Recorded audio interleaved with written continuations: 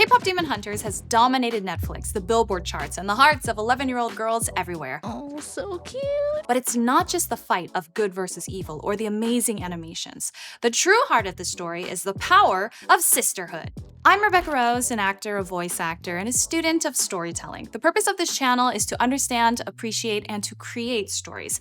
And today we're going to talk about a bit of a more modern story. K-pop Demon Hunters was a fantastic film that came out of Sony Pictures Animation.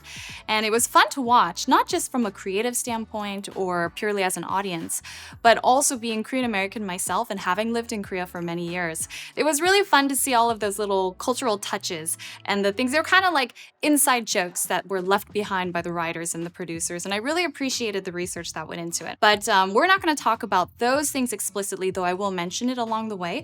We're more going to focus on the relationship between the three girls and why that's so vital to the story and the emotional punches that it pulls along the way. By the way, there are going to be spoilers in this video, so if you are one of the 10 people on this planet Earth who haven't seen it yet, then go ahead and watch it first and then come back to this video, or just stay, enjoy, and let's dive right in. Hunters are more than warriors. So they break down the whole synopsis. Who are the Huntrix? What is the Hunmun? What's the purpose of this group? To sing and protect everybody's souls from the demons in the underworld that are here to consume the souls.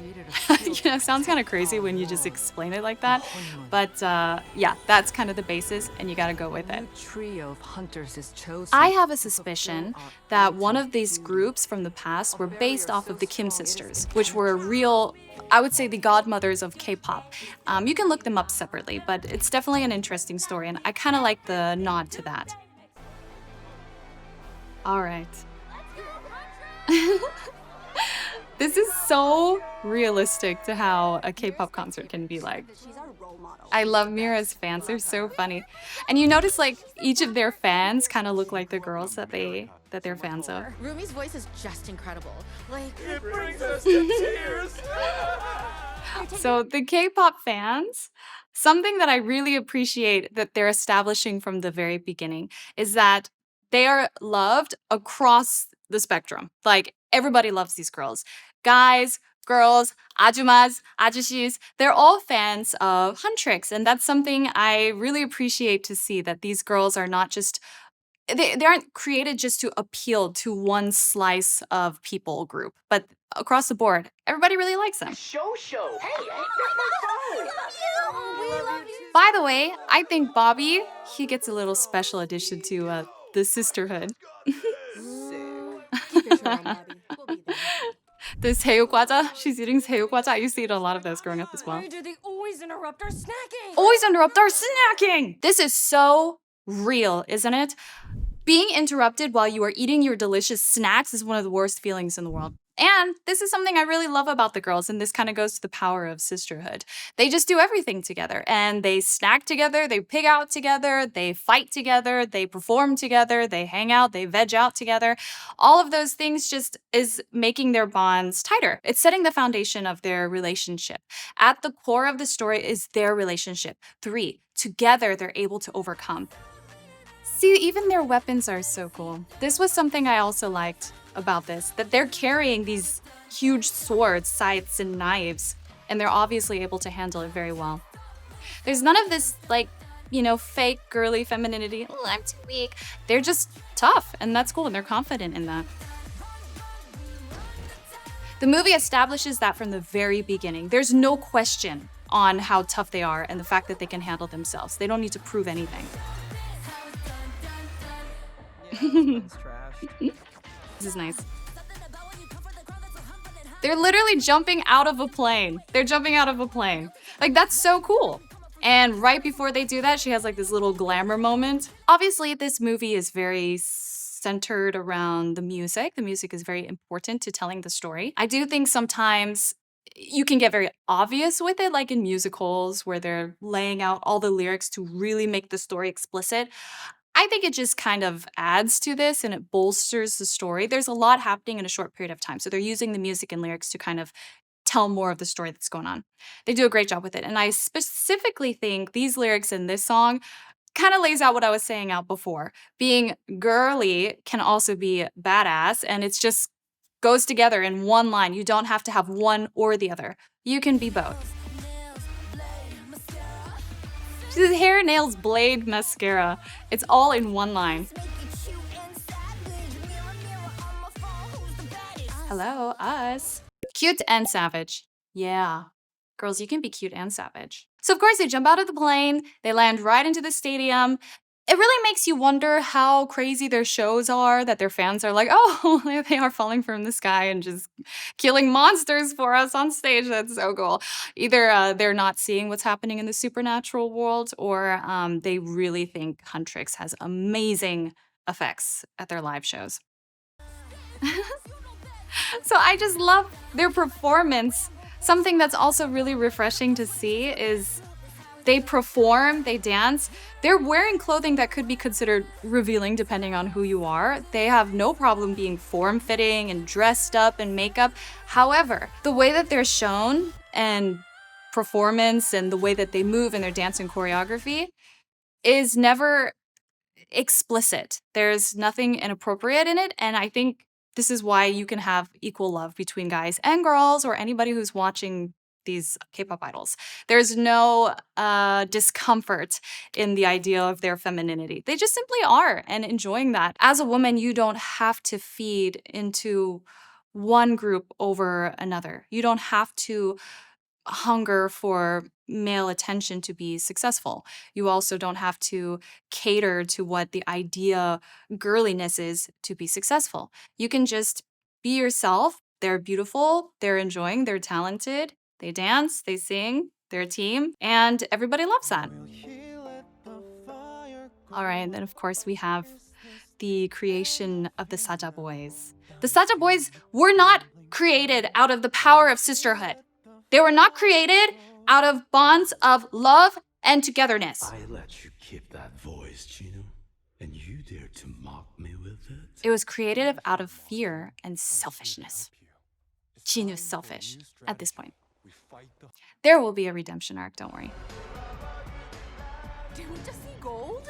I can't believe we're doing it. Okay, Okay, you know this is something that I think is symbolic of the bonds of sisterhood. The girls have these, I guess you could call them rituals, right? But we clearly see moments where it's just them together, with outside of the eyes of other people, out of the camera, out of performance. It's just 1, 2, 3, those girls as they are, and they celebrate together. They're obviously proud of their work and they cheer each other on. I do think that's so important when it comes to making friends with fellow girls, right? You want to support each other. This is so significant to building relationships. Ultimately, even though I say the bonds of sisterhood, really I do just mean friendship. I'm specifically saying sisterhood because we've got these 3 girls here. And I do think that there are some special things unique to us women. Couch, couch, couch, couch, couch. And seeing them just eating all of this food, kimbap and bingsu and boba tea and pizza. Oh, there's a big pizza box right there. I never saw that before. That's funny. And they're just planning to eat all of that after their performance. I love that. Girls, we just like to eat, don't we? All right, we know Golden. Everybody's heard it ad nauseum at this point, and maybe even try to sing it yourself. Good luck doing that without sounding like a mosquito. The lyrics do carry the story. They're giving extra exposition, and this just says it perfectly. I'm done hiding, now I'm shining like I'm born to be. That is central to the story. This is why things start to fall apart, because Rumi is hiding who she is, and those lies get in the way of their friendship, which is preventing them from singing together and creating the Honmun and saving everyone. So you can see they're all kind of tied together. The view of Seoul is very nice to see. It's very familiar.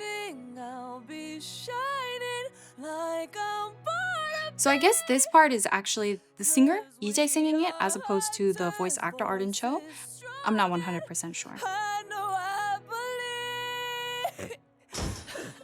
Because it's very seamless, coming from the singing into the talking aspect, or the acting aspect. Okay, so she's kind of losing her voice. And it's revealed that she's part demon, right? And how that's now affecting her. She's losing her voice. This is very significant. Because we're so close and it's so important. Okay, how do we handle this? So Rumi is the one who's having the trouble, yet the girls immediately gather around her. How do we handle this? And even, hey, it's okay, we can push the show on.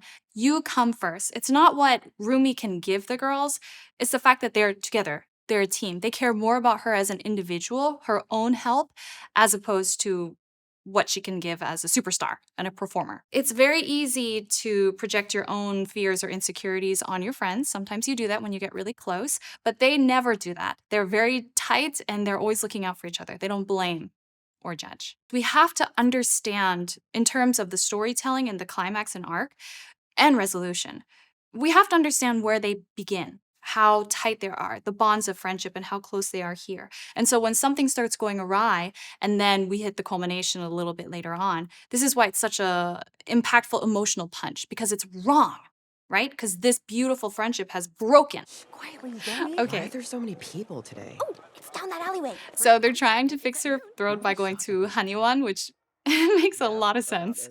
I've been to lots of Hanyuan in my life, so this was such a funny scene. Irby. Smells legit to me. Yay! That's the spirit! Earthy. If you never tasted hanyak Hurry before, someone sees us. this is so real. Like the way that they look on the wall and they're with the doctor is sitting next to all of these famous celebrities. That is so real. Sit. You need no introduction. So the voice of the doctor is Daniel Day Kim. Yes, so we need one of your awesome tonics. Something Great that will actor. work super fast. Okay. Why did they do that with his eyeballs? I see. That always cracks me I up. see. And then that hard cut, I Actually, see. I don't see. Very strange. Okay. You have lots of walls up. Whoa. He's so good, right? So many walls. So many walls. I don't have walls. Yeah, you do. Yeah, you do. Okay. That really stood out to me. The doctor, of course, they're kind of portraying him as like this goofy, silly guy, but he is really seeing something legitimate inside of Rumi. And he says, so many walls. She's like, what? You don't have walls. Yet, Mira and Zoe recognize that immediately. This is the other truth about friendship and sisterhood. Even if your fellow girls have flaws, we see it and we accept it. We're not saying it's amazing. They're not saying like, oh, it's such a wonderful part of her. They acknowledge, yeah, she has walls up. They see those flaws. It's just the fact. And she deals with that or she doesn't, but regardless, they accept all of that of her. It would have been nice if Rumi had seen that from the beginning, right? Fans! Yeah. Okay, and now we see the Saja boys in their human forms. This is just... Now, there's a lot of music going on, right? I actually did the audio description. If you go to Netflix, you can hear the audio description narrator kind of explaining what's happening for people who are visually impaired or need a little bit more help with storytelling. That's me. I'm talking about it. And I always remember this part because I thought it was so funny with Abby and the popcorn.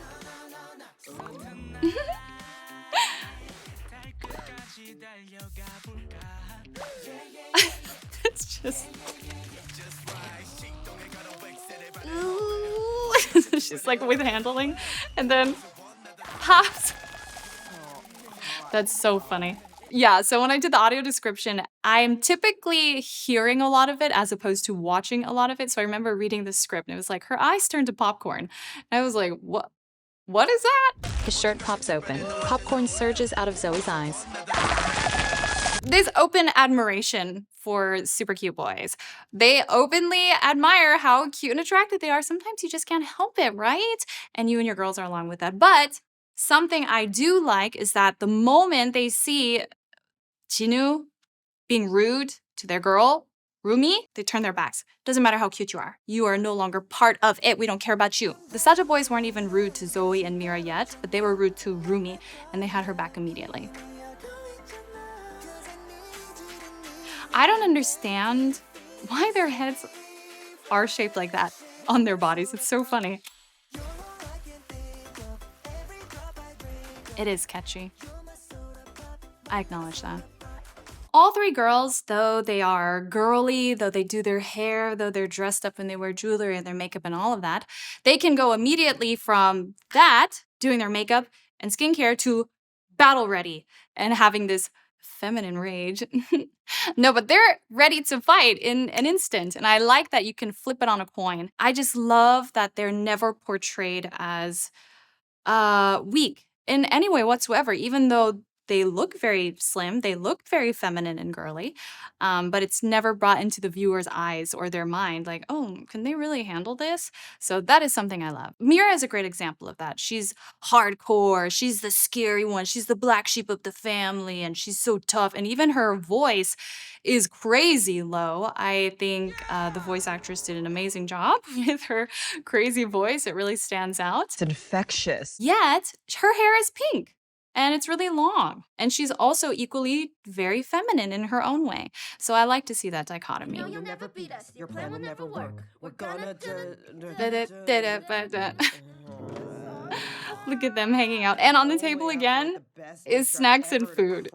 That's so real. We gotta get up close and insult their stupid faces. They're nasty. You can acknowledge disgusting, that not a boy is beautiful, bad, but still cute. You can totally do that. Symmetrical, shimmering. Okay, and now I'm taking these down. When you're building relationships, it's very important to keep each other accountable and not be afraid to confront if you think something's wrong. And I feel like Mira especially does a really great job of exemplifying that.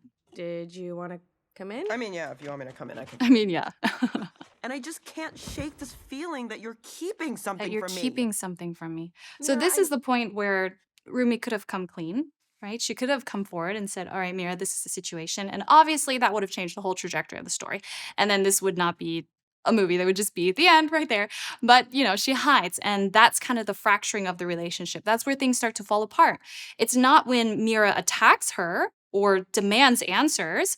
That's not what makes the relationship fall apart, the confrontation. It's the fact that Rumi's still hiding something and she's still lying. The fight on the train, I think, is really symbolic of how the cracks start to show. This is really the moment where Mira is pushing against Rumi even harder, demanding answers. Why are you questioning everything we stand for when we're so close to sealing the Honmu? What are you not telling us, What are you not Rumi? telling us? What are you hiding from us? Not everything is about your insecurities, Mira. That is so heartbreaking.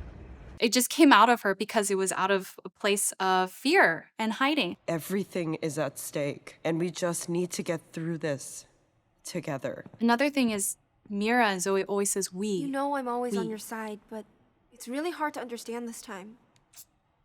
We can't win this without your voice, Rumi. True sisters, true friends, you are always on each other's side. Even when they're doing something maybe you don't understand or they're hiding something, ultimately, if you really love and care for somebody, you're going to want what's best for them and want to be on their side. I'm your number one fan, but I don't understand what you're doing. And so I really love to see them exemplify that kind of friendship. We're going to skip Jinu and Rumi singing Free. It's a lovely song and very colorful. And referring to those The last few weeks have rituals been that they have as hard. friends. And I admit, I haven't been at my best.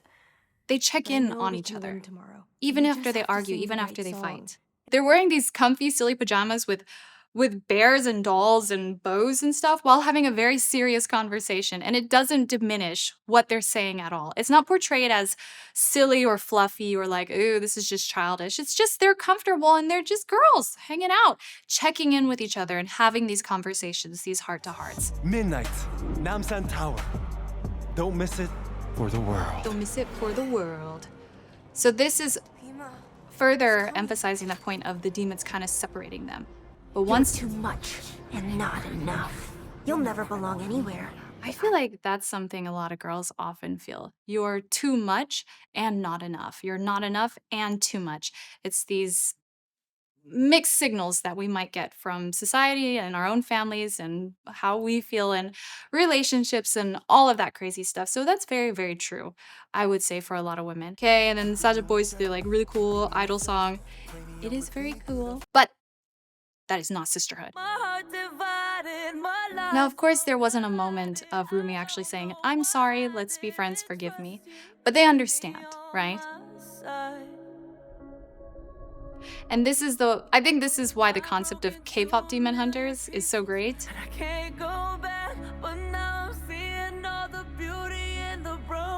Because you can use music to show what's really going on in the emotions inside. Music carries that very well. But the three voices, right? That's finally the sisterhood coming back together again. Aww. If you're going to distill this all down into one little phrase. It's their togetherness and vulnerability and acceptance of all of them and all their flaws and the things that they were hiding and things that they were ashamed of. That is really what gives them their power. It's not the fact that they are super strong or they've got magical swords or they were destined to be hunters. All of that is important, of course, but truly what defeats the evil power of the demon, which is shame and guilt, is the fact that she's vulnerable and shows who she is, and she's fully accepted and embraced and backed up by her friends. So there you have it, Rumi, Mira, and Zoe exemplifying the powers of sisterhood. If you like this video, make sure you subscribe, like, and watch this one next. I'll see you in the next one. Bye!